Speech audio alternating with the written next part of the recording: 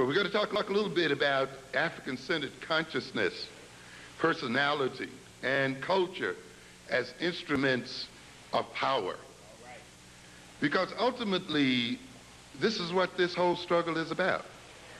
Power. Not loving one another and all those things we hear. Power. And to a great extent, the problems that we are confronted with today as African people and African people in America flows from our powerlessness or our inappropriate use of power.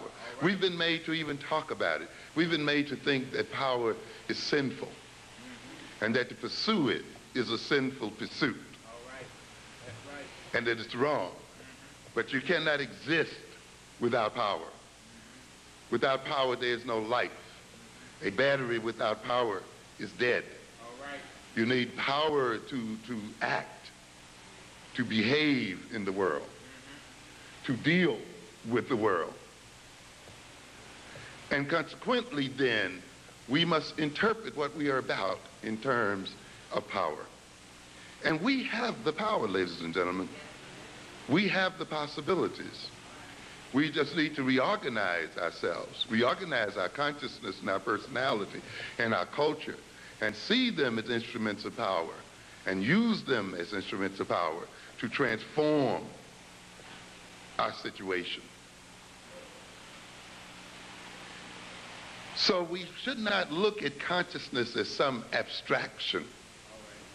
As I often tell people, the most practical thing you can have is a good theory, is a good concept to guide your behavior, to be used as an instrument to measure reality, as an instrument to test reality.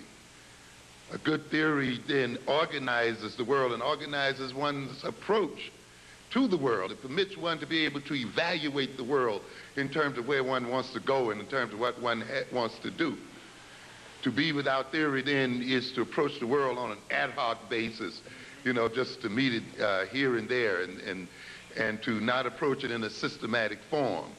To live reactionarily, always reacting to what other people are doing, always being overwhelmed by events and overwhelmed by the future, instead of creating events and creating the future and making the future. See, when one has then a good theory and a good concept, one is able to do that.